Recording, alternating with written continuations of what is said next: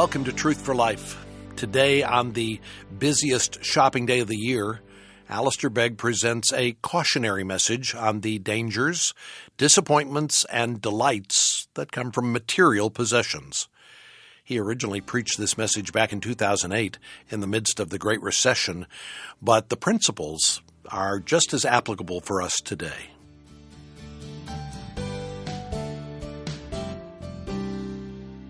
Ecclesiastes chapter 5 and verse 10. Whoever loves money never has money enough. Whoever loves wealth is never satisfied with his income. This too is meaningless. As goods increase, so do those who consume them. And what benefit are they to the owner except to feast his eyes on them? The sleep of a laborer is sweet, whether he eats little or much, but the abundance of a rich man permits him no sleep. I have seen a grievous evil under the sun, wealth hoarded to the harm of its owner, or wealth lost through some misfortune, so that when he has a son, there's nothing left for him. Naked a man comes from his mother's womb, and as he comes, so he departs. He takes nothing from his labor that he can carry in his hand. This too is a grievous evil. As a man comes, so he departs, and what does he gain since he toils for the wind? All his days he eats in darkness with great frustration, affliction, and anger. Then I realized that it is good and proper for a man to eat and drink, and to find satisfaction in his toilsome labor under the sun during the few days of life God has given him, for this is his lot. Moreover, when God gives any man wealth and possessions, and enables him to enjoy them, to accept his lot, and be happy in his work, this is a gift of God. He seldom reflects on the days of his life, because God keeps him occupied with gladness of heart. Amen.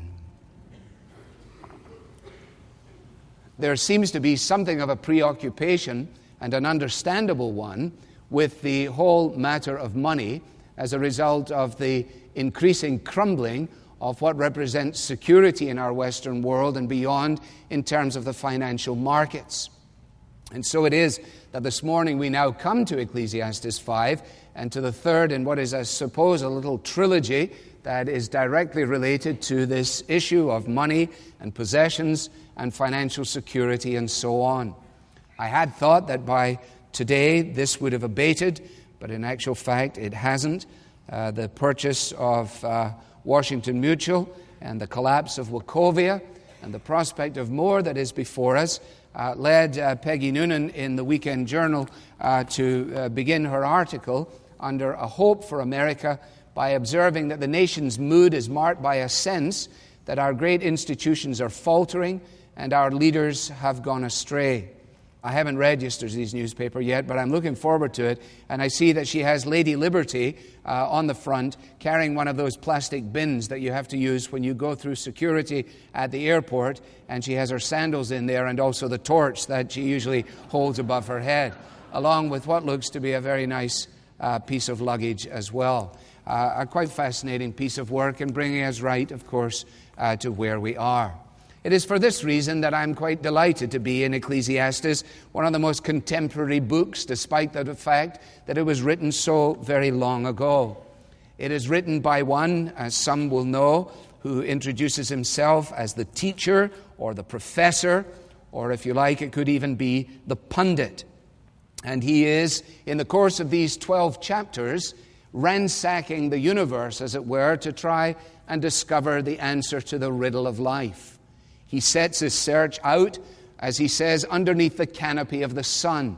In other words, he largely pursues this investigation without reference to God and to eternity. Every so often, as we will see in conclusion, he punches through that barrier and makes these great and wonderful insights. But his thesis he establishes at the outset, and in verse 2 of chapter 1, he declares in quite sad and salutary terms, meaningless, meaningless, says the teacher, utterly meaningless, everything is meaningless.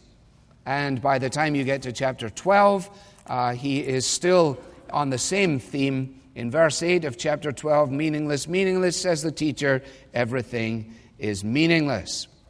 Now, he uses the word meaningless some 25 or actually 35 times in the course of these 12 chapters.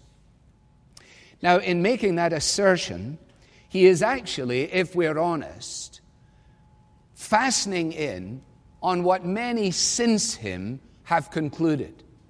So, for example, Hemingway, who tragically ended his life by suicide in the midst of wealth and notoriety and luxury, Hemingway's conclusion was that life is a dirty trick, a short journey from nothingness to nothingness. During the week, a friend, not a close friend, but a friend who had become a friend as a result of close friends, died. Just a young lady, highly successful academically, happily married, and with a little girl, a pretty little girl.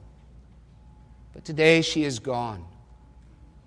And in the course of conversation with more than one, the question was then raised again. What is life? And what is life all about? And where is significance to be found? Shakespeare, of course, along with other poets and playwrights, asked the question again and again in the course of his writings. On one occasion he says, What is a man if the chief good and action of his time be but to sleep and feed? A beast, no more. And then he says, but surely he who made us with such large discourse of reason did not put that faculty within us to fuss in us unused. In other words, Shakespeare recognizes that although man may act beastly, he possesses, made in the image of God, the capacity for rationale. And it is his very ability to reason things out that causes him to conclude under the canopy of the sun that without God, one is without hope, and the professor's conclusion is accurate. Life is nothing other than meaningless. Now, in the course of these chapters, and our focus is only on a few verses, he is going down a number of dead-end streets. One is education. In itself, he said, it makes us very clever, but it doesn't answer the real questions regarding wisdom. Pleasure is fine for a while, and humor is good. It eases the soul. But eventually, when everything's worth laughing about, nothing is worth laughing about. It's a dead-end street. As too is work in and of itself, to simply work, to sustain life, to eat, to go out, to work, to sustain life, and so on, is another dead-end street. And the one to which he comes right around the section that we turn to this morning is the dead-end street of success, or if you like, of money. For his view of success is tied directly to money and possessions. And that, of course, is what makes this such a contemporary study. Because without any sense of shame, our 21st century culture must be prepared to admit that our view of success is directly related to money and possessions as well. And a person's significance is directly tied to their status, and their status is directly related to their money. Now, the teacher is addressing this, and in verses 6 and 7, after a couple of comments regarding bureaucracy, which I will leave for you to consider on your own, he mentions the fact that bureaucracy is so easily the occasion of injustice and oppression, and indeed justice may be a luxury that the poor are unable to afford. But I'll leave you to ponder that on your own and come directly to money as he addresses it in verse 10. We need to note at the outset carefully that what he says, notice the verb here, whoever loves money. You remember that we said last Sunday morning in 1 Timothy chapter 6 that Paul was making the self-same point, that he was not denigrating money in and of itself because it can be used to great benefit. It is a gift when received from the hand of God. But when money takes the place of God, when money, when acquisition becomes the focus of human existence, when it becomes that which gets us up in the morning and what keeps us awake in the watches of the night, then we discover that such an individual will never ever find satisfaction. And what he really does is give to us a number of observations. He poses 2 questions, and then he provides us with conclusions. So that's the framework of our study. First of all, let us follow with him as he makes these observations. And we needn't belabor any one of them. First, in verse 10, money doesn't bring satisfaction. Money doesn't bring satisfaction. Whoever loves money never has money enough. Who loves wealth is never satisfied with his income. I think it was Rockefeller who, on one occasion when he was asked, "How much money do you need, Mr. Rockefeller?" given that he was already worth an absolute fortune, he replied somewhat whimsically, tongue-in-cheek, "Just a little more than I have." And he said something about the very nature of money itself. Because once that is the objective, it becomes an insatiable desire that can never finally be satisfied. The Beatles actually discovered it fairly quickly, I think, because they moved swiftly from all the best things in life are free and you can keep them for the birds and the bees, but give me money. That's what I want. That's what I want. But they passed off fast to, "I'll buy you diamond rings, my friend, if it makes you feel all right, and I'll give you anything, my friend, if it makes you feel all right, but I don't care too much for money, because money can't buy me love." And then, of course, on to an endeavor whereby they might give peace a chance. Money does not bring satisfaction. Secondly, possessions don't come alone. Verse 11, "As goods increase, so do those who consume them." The more possessions you have, the more stuff you need to deal with. They need to be cared for, stored, transported, insured, refurbished, and replaced. And the more you're able to amass, the more you need people to help you with all the stuff you've put together. So you have somebody who takes care of the outside of your home, you have someone who takes care of the inside of your home, and you put them on a retainer, and because they're on a retainer and they're around your house in the middle of the day, you've got to give them coffee in the morning and donuts, you've got to give them at least a bowl of soup at lunchtime, you've got to make sure they're taken care of in the evening, a little something for their children when they're going home, and they bring their friends in. I think it would be good if we had someone to do the leaves, because I'm really the man for the grass, and so now we have the grass man and the leaves man, then we have the tractor repair man, then we have the man who just does the continual refurbishing of the house because the paintwork is getting rather shoddy. And why don't I start at one end and go to the other? I'm not describing my own home, incidentally. I'm just describing the homes of some of my friends, none of whom are actually here in Ohio. All right? Not that those homes do not exist in Ohio. I'm not describing anyone in Ohio. But I'm not making it up either. And part of it has to do with appearances. I was in Manhattan this week just for one day, and in conversation with one individual for an hour and a half. The conversation went almost immediately to money and to the fact that once you live down there and once you have a certain lifestyle down there, you must keep up appearances. The one thing you cannot do is let people know that you're not doing as well as you're doing. And one of the ways that you can make sure that everybody knows how well you're doing is not simply by your possessions, but by the entourage of people that you have around you looking after all your possessions. There's a price to be paid for living at 71st and 5th. And in fact, the owner may actually in the end be a poorer man than when he had less money and few hangers-on. Someone wakes up in the morning and goes, "You know, when I was making less money and I didn't have all these helpers eating all my stuff, I was actually better off than I am now." But of course, what will the Simpsons think if I get rid of my doorman? Thirdly, money provides a poor pillow. Provides a poor pillow. It doesn't actually say that. That's just my little metaphor. The sleep of a laborer is sweet, whether he eats little or much. The contrast here is categorical. Obviously, a laborer could be up in the night with all kinds of concerns. What he is saying is essentially there is a difference between the privilege that is afforded somebody who works using physical energy, enjoys his meals, works hard in the 4 hours or 5 hours in the morning, has a good lunch, burns his off in the afternoon, eats his meal, and is able to sleep like a baby. He says that's a really terrific deal in comparison to the abundance of a rich man, which permits him no sleep. And the contrast he creates is sweet sleep and no sleep, or anxious sleep.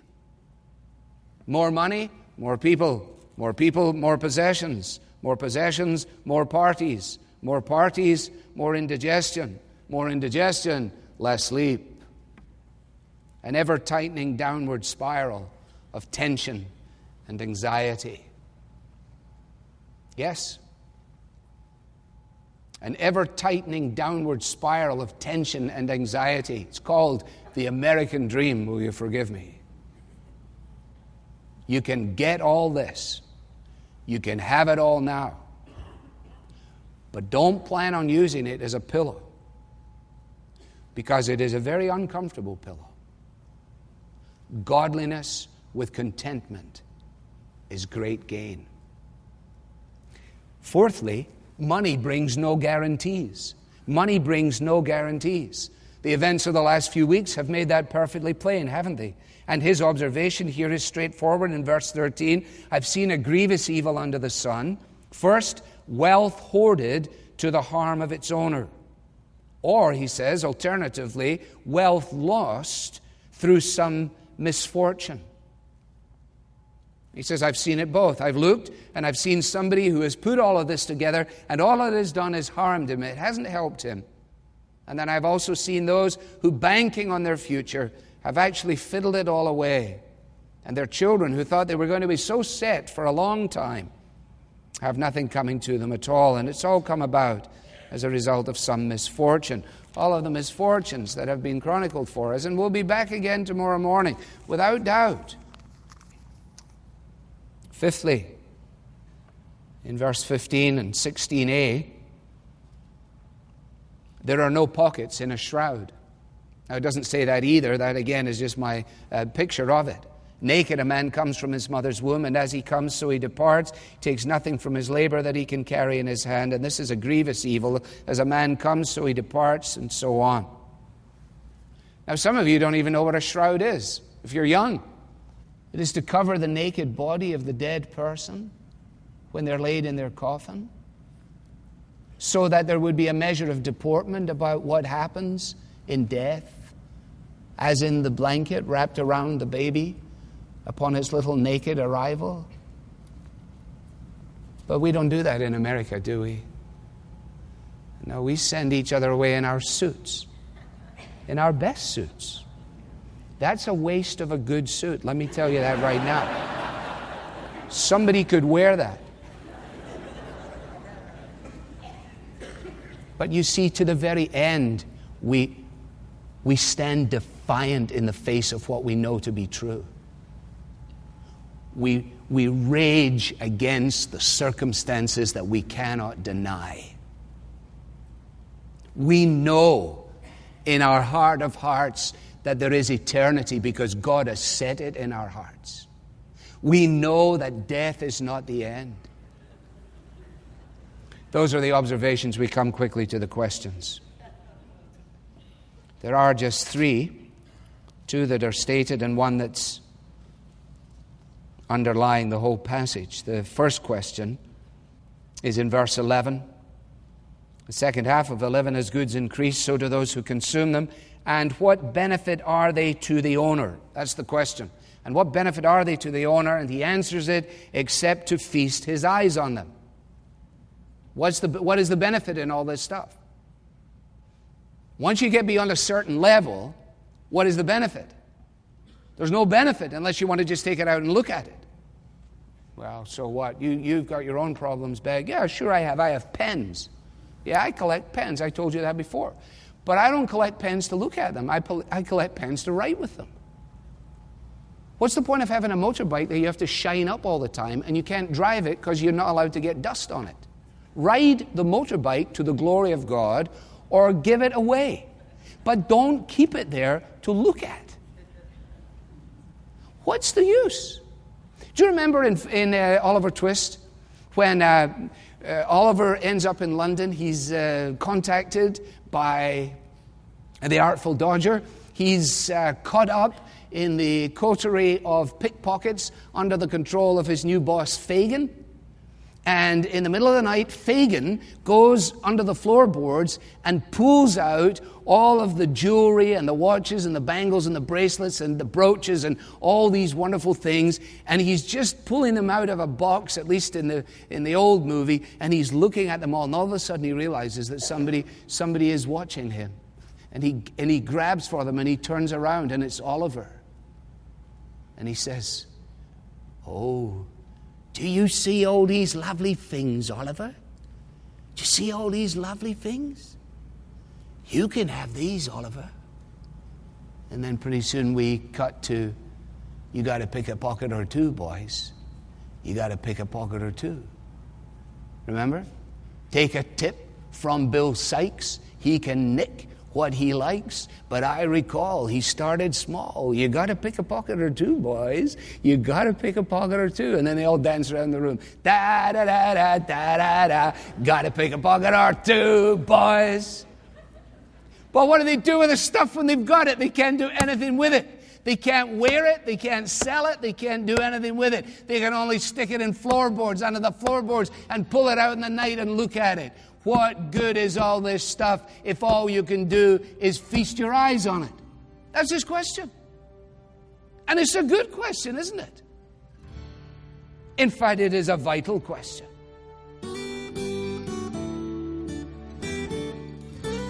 A helpful and refreshingly balanced reminder that the enjoyment of wealth and possessions is a gift from God, as long as they don't become idols that consume our affections. You're listening to Truth for Life with Alistair Begg, a timely message on this Black Friday titled Money, Dangers, Disappointments, Delights. I'm sure today you have been seeing the words special offer just about everywhere, but here at Truth for Life, we have something we think is truly exceptional for you.